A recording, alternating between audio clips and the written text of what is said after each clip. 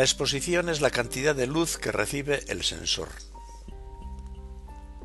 Hay dos parámetros que regulan el valor de exposición en una fotografía y son la intensidad de luz y el tiempo que esa luz está expuesta al sensor.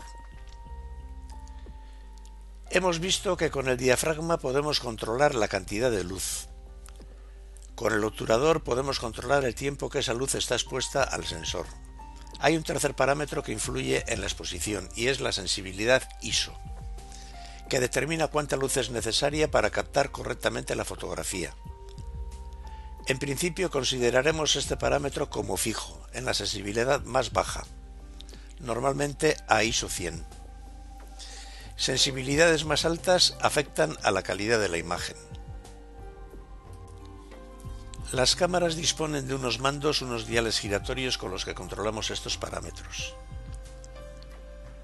Aquí vemos un dial de mandos de la exposición desde B o BUL hasta un 4.000avo de segundo. 1 corresponde a un segundo, 2 a medio, 4 a un cuarto y así sucesivamente. Debemos conocer bien nuestra cámara para saber con qué diales controlamos la velocidad del obturador y la abertura del diafragma, con objeto de poder hacerlo rápidamente cuando la situación lo requiera. En las cámaras digitales vemos en la pantalla o en el LED del visor cómo van cambiando las velocidades de obturación y los diafragmas a medida que movemos estos diales. Hay dos tipos de obturadores: el obturador central y el de plano focal o cortinillas. El obturador central está situado en el interior del objetivo y consiste en una serie de laminillas metálicas que interrumpen el paso de la luz cuando está cerrado. Al presionar el disparador, las laminillas se desplazan y se abren hasta el máximo para a continuación volver a cerrarse. Como pequeña desventaja, tenemos que normalmente la velocidad máxima conseguida con este tipo de obturadores no sobrepasa de un 500avo de segundo. Como ventaja, que sincroniza con el flash en toda su gama de velocidades. Otro pequeño inconveniente es que al abrirse desde el centro hacia afuera, el sensor recibe más luz en el centro y menos en los laterales, pero esto es prácticamente inapreciable. El obturador de plano focal o de cortinillas está situado en el cuerpo de la cámara y está formado por dos cortinillas fabricadas normalmente en fibra de carbono. Se deslizan delante del sensor separadas por una distancia que podemos graduar. Cuando apretamos el botón de disparo, la primera cortinilla se abre dejando el sensor expuesto a la luz. A una pequeña distancia que puede ser modificada, dependiendo de la velocidad que hemos ajustado la cámara, le sigue la otra cortinilla que vuelve a cerrar el paso de la luz. A velocidades altas puede hacer el recorrido de apertura y cierre en menos de una milésima de segundo. Su construcción es una obra de ingeniería, como otros elementos de la cámara, y los materiales empleados han sido muy ligeros para que no tengan la más mínima inercia posible. En unas cámaras las cortinillas se desplazan verticalmente y en otras horizontalmente. Las velocidades de obturación se indican en segundos o en fracciones de segundo.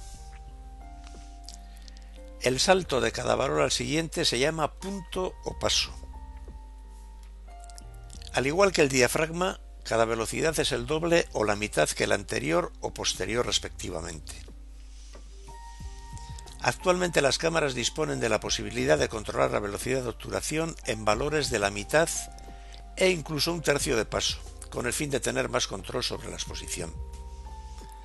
El obturador afecta al movimiento de la escena. Un motivo fotográfico en movimiento quedará estático o movido según la velocidad a la que se desplace, la velocidad de obturación que usemos y el posible movimiento del fotógrafo al realizar la foto.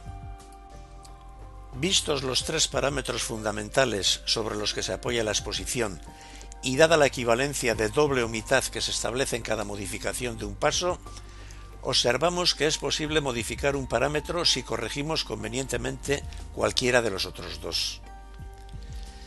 De momento nos olvidaremos de la sensibilidad, que en principio la dejaremos fija en su valor más bajo.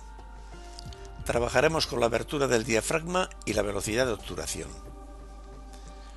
Cuando se contrarresta un aumento o disminución de la velocidad con un aumento o disminución de la abertura, la cantidad de luz que llega al sensor es siempre la misma.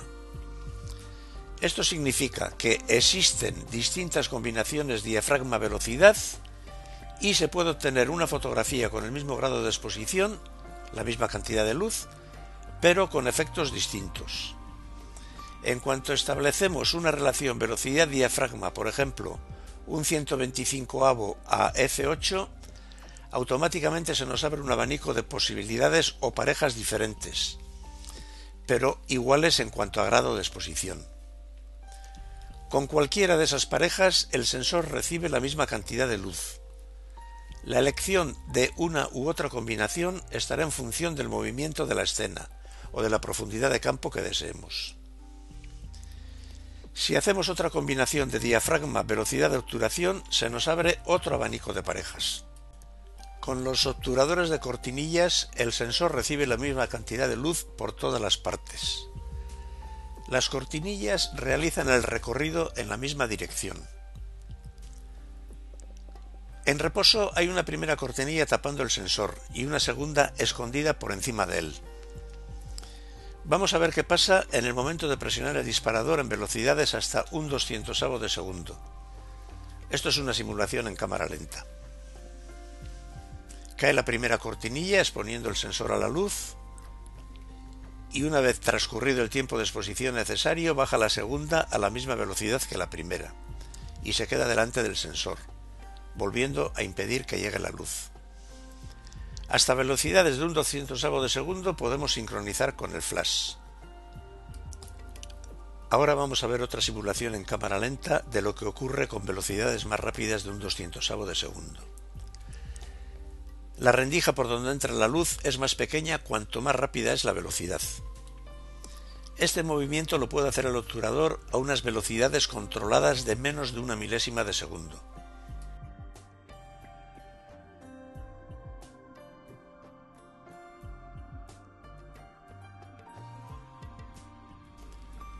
Aquí vemos esquemáticamente el movimiento de las cortinillas. En el caso de una exposición menor que un 200avo de segundo, a la derecha, primero cae una cortinilla y seguidamente la otra. Hasta esta velocidad podemos utilizar el flash. A velocidades más altas, una cortinilla le sigue muy de cerca a la otra, como si se persiguieran. De este modo es como el sensor recibe la misma cantidad de luz. En este caso no podemos utilizar el flash, ya que su luz llegaría al sensor solamente por la franja que queda entre las dos cortinillas. Se denomina exposición a la incidencia de la luz en el material sensible destinado al efecto, en nuestro caso el sensor. Como hemos dicho, en el momento del disparo la cantidad de luz se regula por medio del diafragma y el tiempo de exposición por la velocidad de obturación elegida. Cuando el sensor recibe más luz de la necesaria, nos encontramos ante un caso de sobreexposición.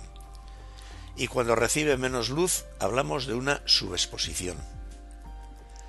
En esta imagen vemos una fotografía donde podemos apreciar el efecto de una subexposición y de una sobreexposición, sobre una toma correctamente expuesta, la del centro. Que la exposición sea o no correcta dependerá de la cantidad de luz que entra en la cámara, es decir, del ajuste adecuado entre velocidad de obturación y abertura de diafragma para cada situación fotográfica. Una vez el sistema de medición ha calculado un valor representativo de la escena, esta información tiene que trasladarse en una combinación de abertura de diafragma y velocidad de obturación. Si podemos utilizar una abertura media con una velocidad media, también podremos elegir una velocidad más lenta con un diafragma más cerrado y del mismo modo una velocidad más rápida con un diafragma más abierto. El número de posibilidades depende de los ajustes disponibles en la cámara o el objetivo, mayormente de los valores de abertura, que suelen ser una gama más limitada que los ajustes de velocidad.